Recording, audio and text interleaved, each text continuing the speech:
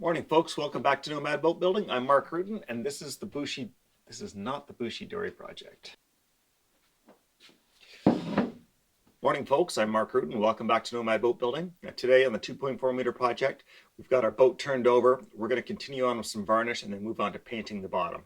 Now, if you recall, we have put on about 3 coats of epoxy over top of the hull planking, and then we've got a few coats of varnish on top of that. We did that much earlier in the process when the boat was originally upside down. It's actually still on the mold. And I always like to break up the finishing process as much as I can, mostly because it takes a ton of time to do it all. And I'd much rather sort of do it in little bits and pieces as the workflow in the shop allows it, rather than try to squeeze it all into the tail end of the job. So without further ado, sit back, relax, let me take care of the work.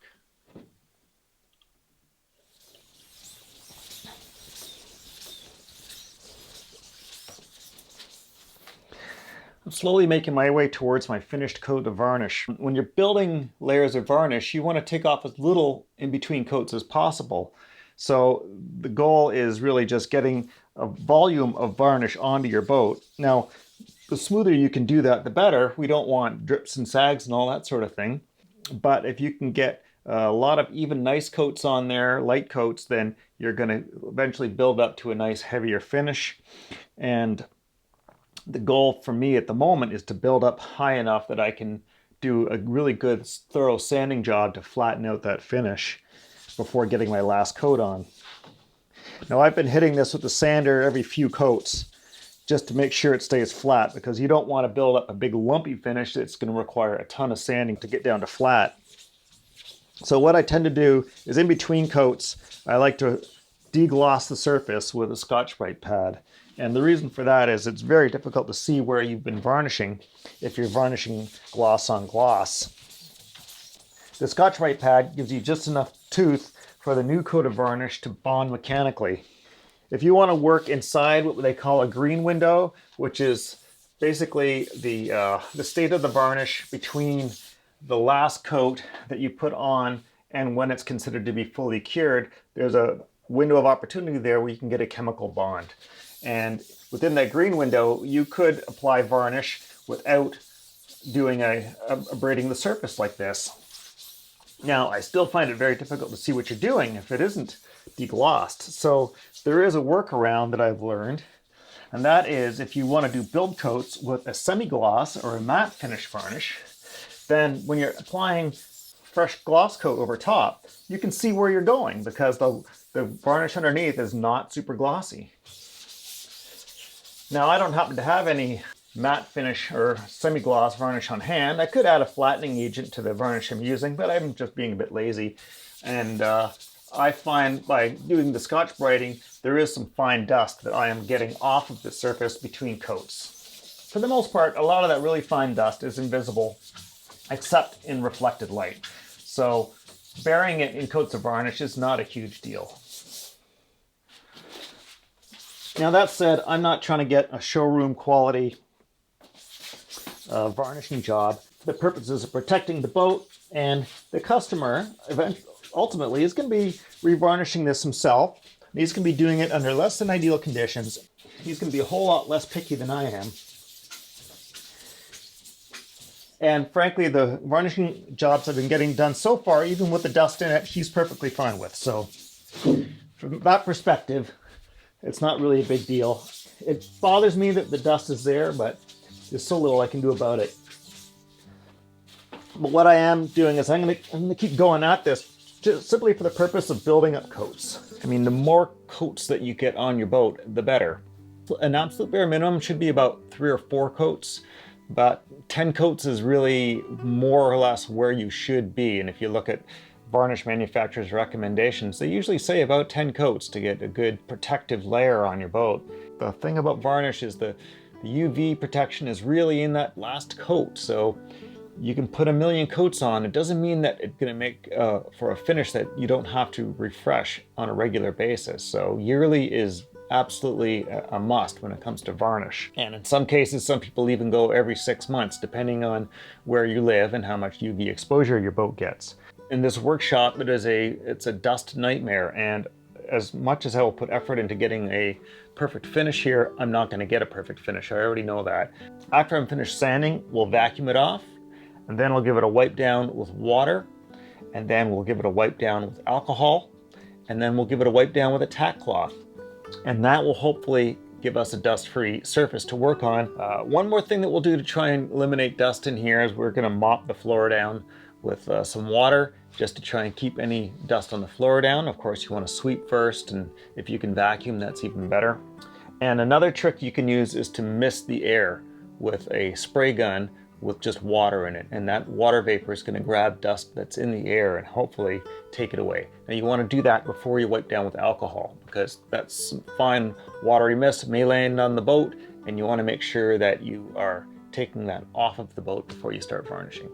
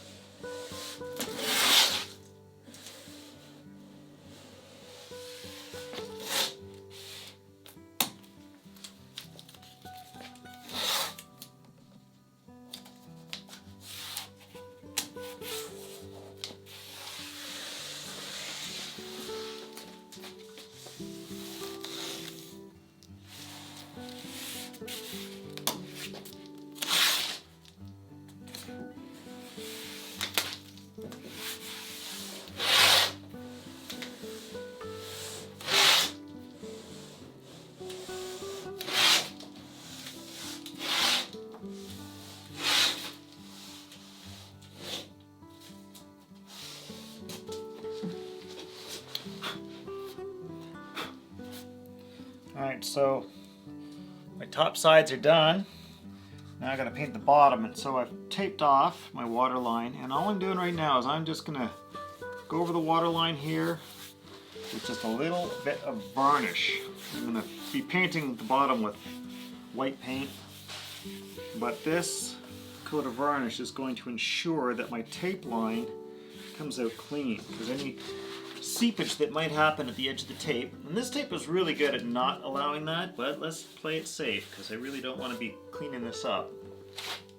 We just give this a little coat of varnish, and tomorrow I will apply my first coat of primer, and this varnish will just ensure that we get a super clean tape line. It's a really simple technique, well-known technique. The only downside to this technique is you lose a day of waiting for this first little strip of varnish to dry, which is a bit of a bummer, but I've got sort of a point in my work schedule that can allow that, so it's not a huge deal. There we go. That's all there is to it.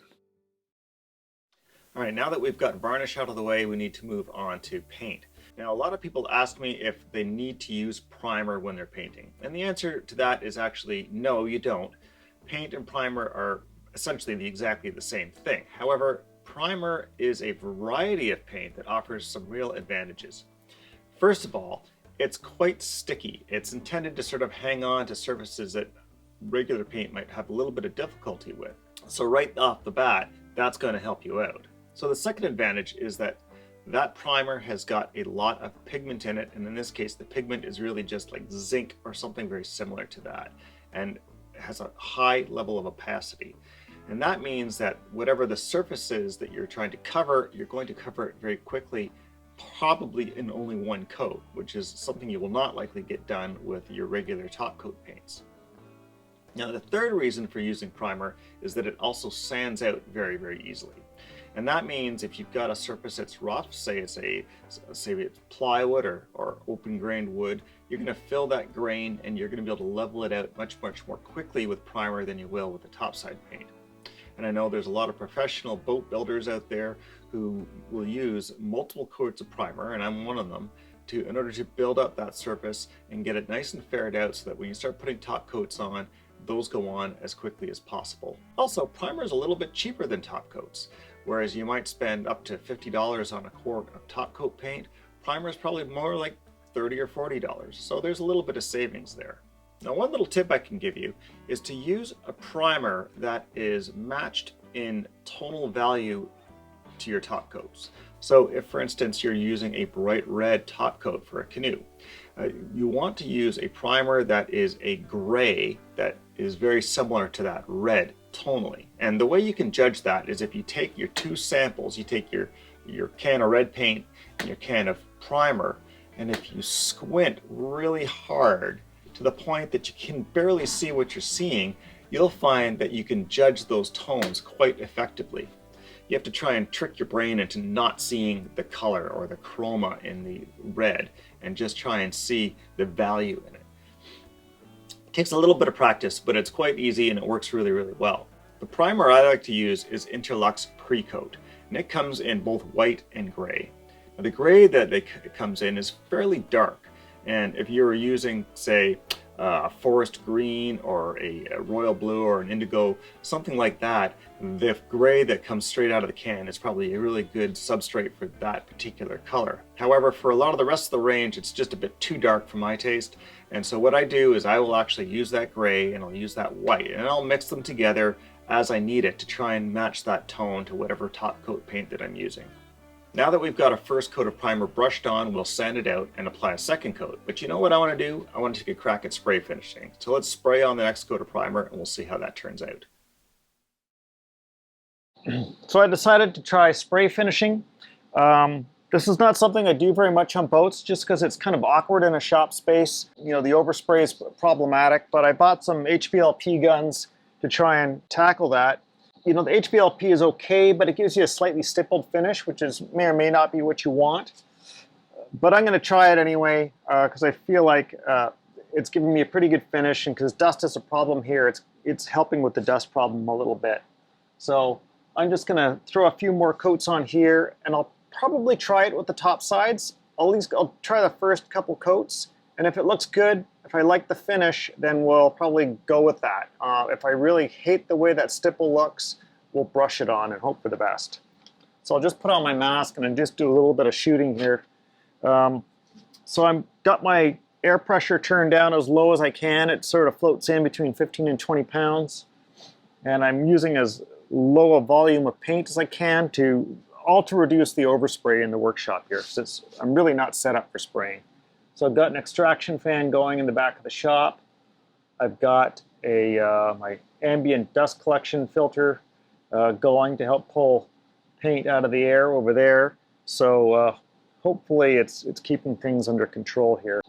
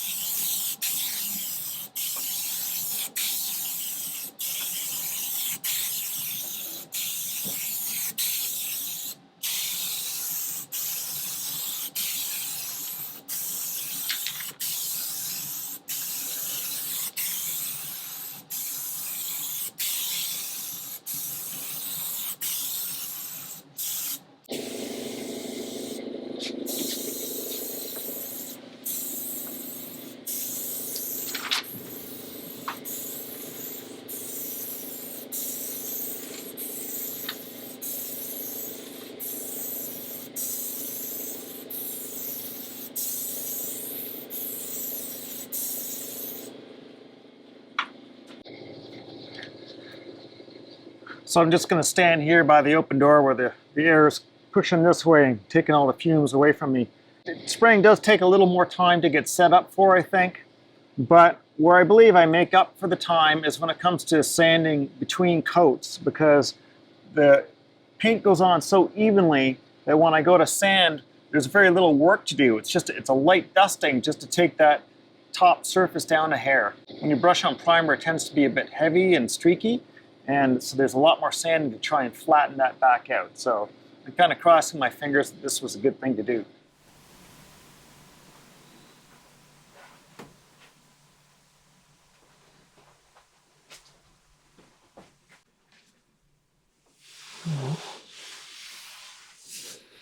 Well, that has worked out very nicely. Nothing like white paint to show you where you screwed up. Luckily, it feels like I haven't screwed up too much. There's a couple spots that I'm not super happy about. It's just like a little tiny bit of pitting in this little crease here. It's such a hard spot to try and work on. And I kept screwing up this little spot here, trying to fix it, making a bigger mess. I'm just going to let it go. I got to let it go. It's not worth it. And the rudders turned out really nicely too.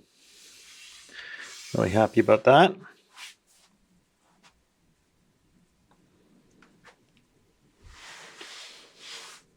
All in all, this spray finishing I think has worked out really well. Like I don't know how much I've really messed up my workshop here. Nice little layer of overspray everywhere. And well, it'll all come up. Bet you scrub pad will get it all off. Yeah. Just hope like hell it all, none of it landed on our varnish underneath there. I don't think so. Because I kept extraction fans going, pulling air through the door, across the work.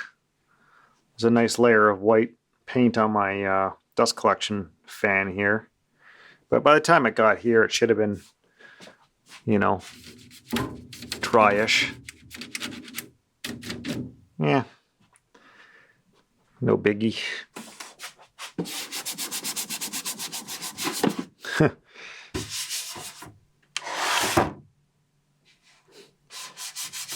Yeah, I guess I could have covered up a little better. Oh well. C'est la vie. Well, I don't have to tell you, this looks fantastic. I'm really, really happy with the results. And this looks right now like it could be a finish coat, and this is just primer. So spraying on, I think it's totally worth it, given what I'm seeing right here. So, I mean, there's downsides to spraying. Environmental reasons within a small space like this. I don't have proper extraction equipment really, so it's not something I really want to do a lot of. But for a little one-off project like this, running a respirator and running the extraction fans that I have, I think it's not the end of the world. So I would do it again. And in fact, I think my next project, I plan to do more spray finishing, but I think I'm going to be switching over to waterborne products, which will be much safer. And I've sprayed waterborne stuff a lot, and so I'm quite comfortable with doing that. But for the most part, this worked out so well. Now, of course, the trouble with spraying oil-based products is they don't dry really much faster just because you sprayed them on. However, you can put on much thinner coats, which allows them to sort of tack up a little bit faster, I think. And by layering those coats carefully, you can build up your film thickness relatively quickly and still have a nice even finish. So my whole process of getting this layer of paint onto this bottom was 2 hours. That included all of my prep time, which meant sanding out the layer before and cleaning up all of the dust and preparing the space and getting the gun ready and cleaning the gun and all of that sort of stuff. So really not too bad, all things considered. And the most important thing is, even though I might have put in a little more time spraying, the results I got here are fantastic. And now I'm going to prepare for my top coats, and because this is so smooth, my preparation for the top coats is going to take no time at all. I'll hit it with some light sandpaper, just just to dust off the top. We'll hit it with the Scotch-Brite pad just to make sure it's thoroughly deglossed, and then we'll start in with the top coats in the same manner. I'll use a different gun with a finer tip on it to try and get a finer finish, because I used a coarser tip on this particular application. But I think it's going to work out really, really nicely. And so I think I netted out at probably a more time savings, given that I'm getting a higher quality of finish within the time frame I put in. And because when you're brushing stuff on, sometimes it's a game of just, you're trying to chase that one really good coat. You know, you put a coat on, but then you get a slight sag or a drip here. Even if you're really careful, sometimes you get those things, or you get a holiday, and then you got nothing left to do but either accept that it's there or redo the whole coat. And so that can be very, very frustrating sometimes.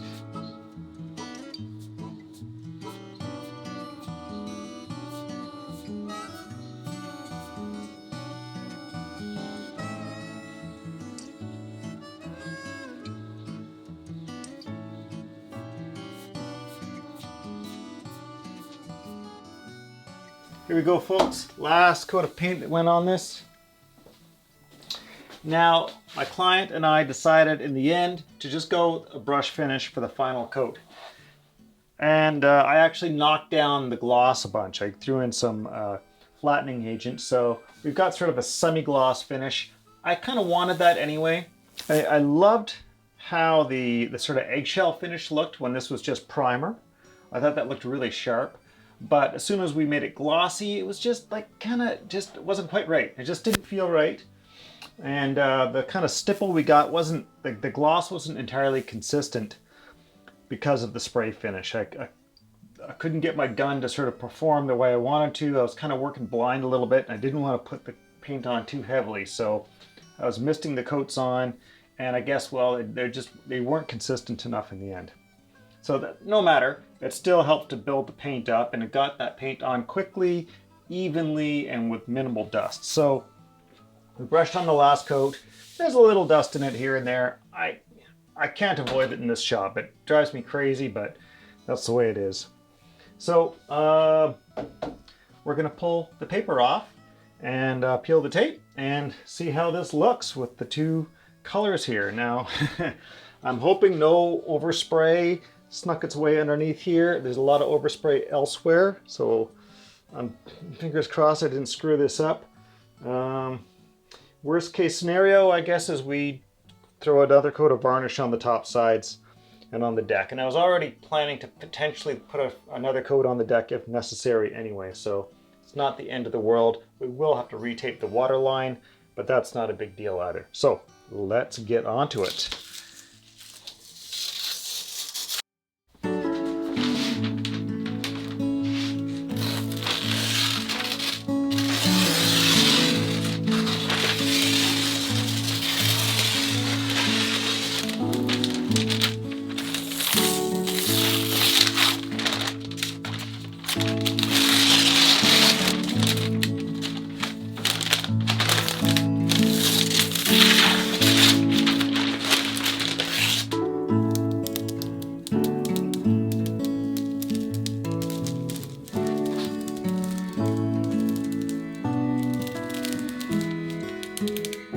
Peeling down hard and away from the tape line. That's what I like to do. You never know if there's a little bit of wet paint still kind of hiding on that tape, so you want to try and clear the boat.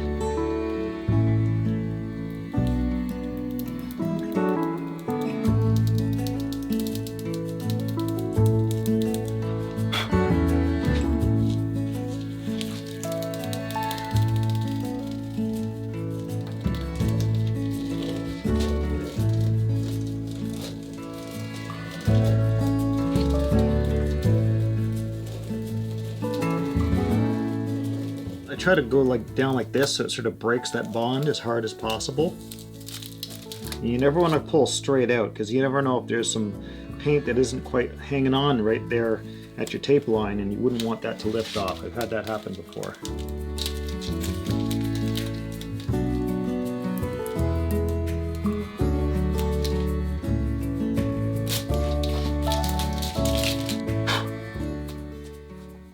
all just that paint, flakes of paint that did not hang on to a tape there.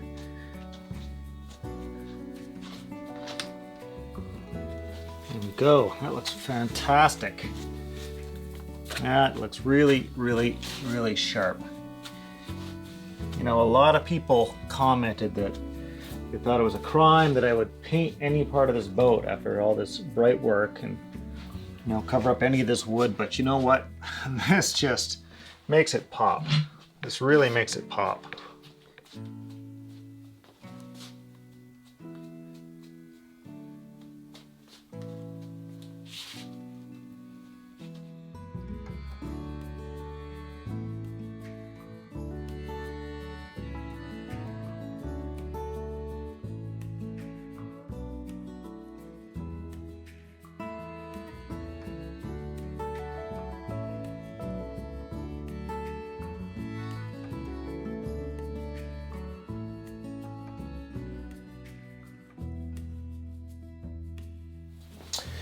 Well, here we are. I am really happy with this.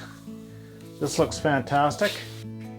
Contrast is a delicate thing to play around with. It can look great, it can look terrible. I'm not a huge fan of contrast just for the sake of contrast, but sometimes it can really punch things up. And I was feeling like this boat, there was a sameness to it when it was all wood that I didn't particularly like. I thought it was lacking some of the punch it could have because there was just too much of it. And that's one of the reasons I used a little bit of stringing on the deck of the boat. And that's why I decided we wanted to go with a painted bottom, because that painted bottom just makes all of this look beautiful. We flipped a coin over what color to paint this. And at one point we thought we might go black, we thought we might go gray, but we decided in the end to go with like classic white, which for a boat that's living out of the water and living on the hard, exposed, white is your best bet. It's going to be the longest lasting color, reflects the light best, and it's just the easiest to maintain. And in storage, this will have a fabric cover covering the whole top sides. So it'll just be the white bottom that's exposed, and it may even just be the skeg that's exposed. I don't know. We'll see when the cover's made how far it goes. But anyhow, I think this looks really sweet, and I think the customers can be really pleased. So we'll get Mark over here to have a look at it, and now we just got to flip it over, and that's the part that I'm really scared about because we don't want to screw up what we've got. Okay, so I'm going to move on ahead with, I'm going to give the client a call. I'll bring him over and we'll see what he thinks. All right, and that's it for this week's video, folks. We'll pick this up where we left off in the next video. And I want to thank all of you for watching. I especially want to thank everybody on Patreon who helps support these videos. If you can help us out on Patreon, I really appreciate that. You can find a link in the corner, up here or up there, and down in the description for sure. Until next time, folks, get off the couch, get out to the workshop, slap a coat of paint on something. I'll see you later. Now, I wanted to talk a little bit about finishing in general. I think in woodworking, finishing is probably the one thing that most people, when they're getting started, struggle with the most. And nobody likes finishing. Even professional finishers don't like finishing. They're just waiting for the day that they can somehow retire. And I swear, between the retirement and getting started, it's just a case of being the sucker who keeps finishing stuff that other people bring them more work to do. But there's one thing that I have found that has dramatically changed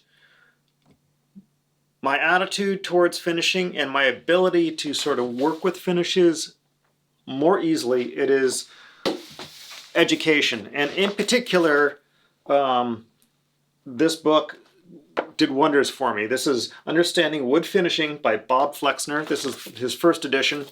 And so there's more recent editions, and this is definitely the best guide I've ever found to dealing with wood finishes. This is not a paid promotion whatsoever. I'm just plugging Bob because this has saved me so many times. And what I like about this book is throughout it, he addresses common myths that people employ in finishing. And then he talks about, you know, what science might actually be behind those myths, if they're even legitimate, because a lot of them are a total waste of time. So he basically is either supporting some of them or debunking some of them. And so he also goes through a whole range of finishes: staining, water-based finishes, two-part finishes. In the more recent editions of this book, he gets into marine-related paints as well, varnishes and things like that, which he doesn't cover in this earlier one. But in a nutshell, having read this book, you can walk into any sort of store that deals in finishes. You can pick up a can of whatever stuff, and you can get a much, much better idea as to what they're trying to sell you. Because most finishes are very ambiguous about what's in the can. Most products, they just don't exactly tell you what they're selling you, and it can be really hard to know what it is you're buying, because they mix up terms, they make up terms, and when you get right down to the basic science of finishes, it really breaks down into just a handful of products that you really need to understand, and everything else is just labeling beyond that. So highly recommend Bob's book. Go pick up a copy, and it's going to make your life so much easier. Anyhow, I'm going to try and make my life easier by getting this paint job done. So let's get to work.